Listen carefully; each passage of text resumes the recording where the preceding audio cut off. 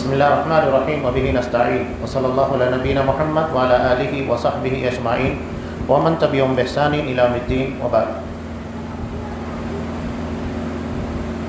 محترم سامعین، جنت کے بارے میں کچھ تفاصیل قرآن اور حدیث کی روشنی میں آپ کے سامنے پیش کی گئی تھیں۔ اب اس جنت کے مستحق کون ہوں گے؟ اس جنت کو حاصل کرنے کے لیے کن صفات سے اپنے آپ کو مزین کرنا ہوگا، قرآن و حدیث کے چند دلائل اس کے تعلق سے پیش خدمت ہے۔ اللہ تبارک و تعالیٰ کہتا ہے کہ یہ جو جنت تیار کی گئی ہے، الذین ينفقون فی السراء والضراء، جو لوگ خوشحالی اور تنگدستی دونوں صورتوں میں اللہ کی راہ میں اپنا مال خرچ کرتے۔ عام طور سے دیکھا یہ جاتا ہے کہ اللہ نے فراوانی خوشحالی دی ہے تو لوگ کچھ خرچ کرتے، لیکن جہاں ذرا سا کاروباری، جیسا کہ ابھی مہاماری کی بنیاد پر، کرونا وائرس کی بنیاد کے پر تجارتی مسائل پیدا ہو گئے ہیں، تو لوگ اپنے ہاتھوں کو سکیڑ لیتے ہیں اور خرچ نہیں کرتے۔ نہیں، قرآن مجید کہتا ہے تنگی میں بھی خرچ کرتے ہیں۔ یہ اہل جنت کی صفات بیان کی گئی ہے، ينفقون فی السراء والضراء والکاظمین الغیظ، غصے کو پی جانے والے۔ حدیث اس کے پہلے بھی بیان کی جا چکی ہے کہ حقیقت میں پہلوان وہ ہوتا ہے جو غصے کے وقت اپنے آپ کے پر قابو پاتا ہے۔ والعافین عن الناس، لوگوں کو معاف کر دینے والے۔ قرآن نے غصے کو پی جانا، اس کے بعد معاف کر دینا، دونوں چیزوں کو بیان کیا۔ بسا اوقات یہ ہوتا ہے کہ آدمی کسی ایسی محفل میں ہوتا ہے یا کوئی ایسی جگہ ہوتا ہے جہاں غصہ تو آتا ہے اسے، لیکن وہ اپنے غصے کا اظہار نہیں کر پاتا، غصے کو پی جاتا ہے لیکن معاف نہیں کرتا۔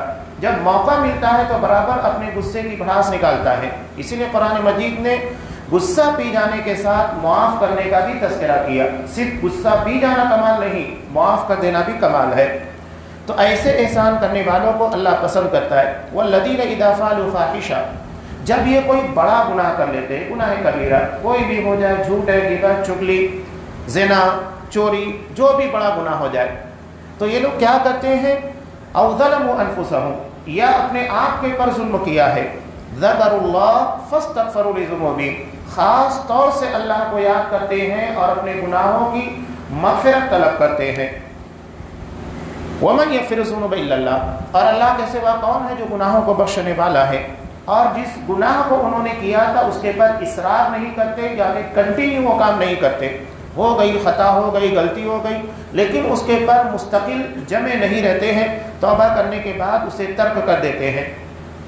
سورہ مومنون کی ابتدا میں کامیاب اور جنت میں جانے والے مومنوں کی جو صفات بیان کی گئی ہے، سب سے پہلی صفت ہے جو نماز میں خشوع کا اہتمام کرتے ہیں۔ خشوع کا مطلب یہ ہوتا ہے کہ اتنا دل لگا کر نماز پڑھنا کہ ظاہری اعتبار سے بھی لگے کہ بندہ مکمل طور پر اللہ کی طرف متوجہ ہے، اس کا دھیان کہیں اور نہیں ہے۔ جو لغویات سے اعراض کرتے ہیں، لغو ہر وہ چیز جو بے فائدہ، فضول ہو، جس کا کوئی فائدہ نہ ہو۔ اس کے اندر بہت ساری چیزیں، آپ اگر بیٹھ کر گپ شپ کر رہے ہیں ٹائم پاس کرنے کے لیے، فضول قسموں کی بکواسات، فضولیات، افوار، گیم کھیلنا یا کوئی اور ایسی چیز، موبائل کے پر لگے ہوئے فضول قسموں کے، یہ ساری چیزیں لغو قسموں کے کاموں میں شامل کی جاتی ہیں اور ان سے اعراض کرنا ایک مسلمان کی صفت ہوتی ہے۔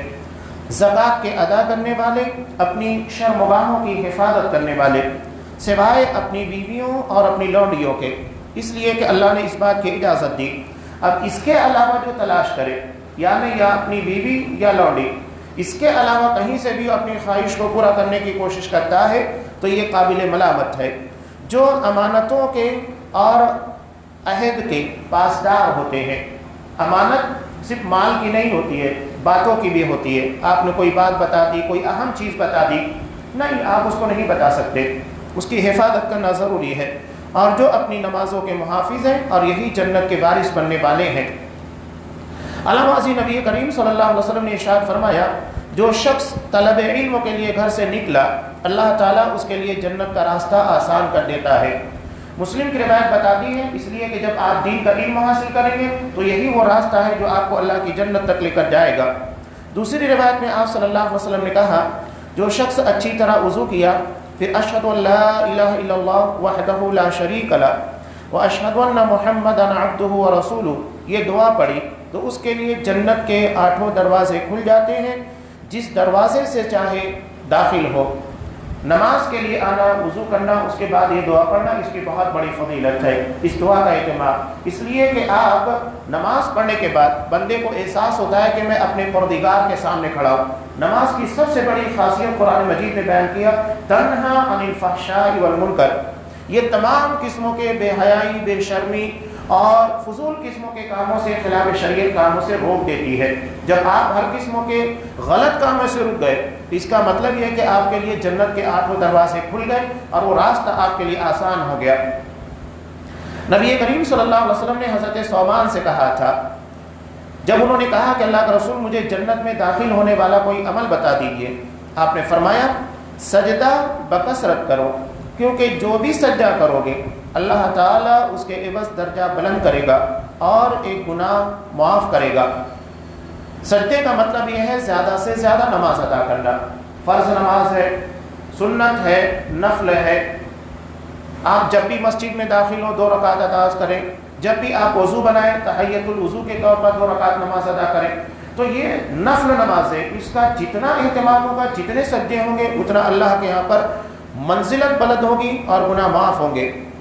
اللہ بازی آپ صلی اللہ علیہ وسلم نے ارشاد فرمایا، ایک عمرہ دوسرے عمرہ تک کے لیے کفارہ ہوتا ہے اور حج مقبول کا بدلہ دخول جنت ہے۔ نیز آپ نے فرمایا جس کے پاس 3 بچیاں ہوں اور وہ ان بچیوں کی دیکھ بھال اور ان پر شفقت و مہربانی کرے تو اس کے لیے جنت واجب ہے۔ آپ سے پوچھا گیا اگر کسی کے پاس 2 ہی بچیاں ہوں، آپ نے فرمایا اگرچہ 2 ہی ہوں۔ بعض نے کہا کہ اگر آپ سے ایک کے بارے میں پوچھا جاتا تو آپ وہ کہتے ہیں کہ ایک ہی ہو۔ یہ مسند احمد کی روایت ہے۔ بچیوں کی پرورش خاص طور سے آج کے ماحول میں آسان کام نہیں ہے، جسمانی طور سے بھی وہ کمزور ہوتی ہے اور ان کو ہر وقت سنبھالنے کی ضرورت پیش آتی ہے بچوں کے مقابلے میں۔ تو ان لوگوں کی حفاظت، ان کی بہترین تربیت اور پھر اچھی جگہ ان کو رشتہ کرنا، یہ بہت بڑی ذمہ داری ہے۔ اگر اللہ نے کسی کو 3، 2 یہاں تک کہ 1 بھی دی ہے اور اس کی بہترین پرورش اچھی جگہ رشتہ کرتا ہے تو دراصل ایک اچھے خاندان اور بہترین نسل کے پروان کرنے کا ذریعہ ہوتی ہیں۔ تو یہ حصول جنت کے راستے ہیں، علاوہ بھی بہت سارے راستے جو قرآن حدیث میں بیان کی گئے، اس میں چند چیزوں کا تذکرہ ہے۔ اللہ تبارک و تعالیٰ سے دعا ہے کہ پروردگار ہمارے لیے جنت کے راستے کو آسان کرے اور جو نیکیاں ہم کر رہے ہیں اللہ اسے اپنے رحم و کرم کی بنیاد پر قبول فرمائے، ہمارے والدین تمام مسلمانوں کی مغفرت فرمائے۔ آمین۔ وآخر دعوانا ان الحمد للہ رب العالمین۔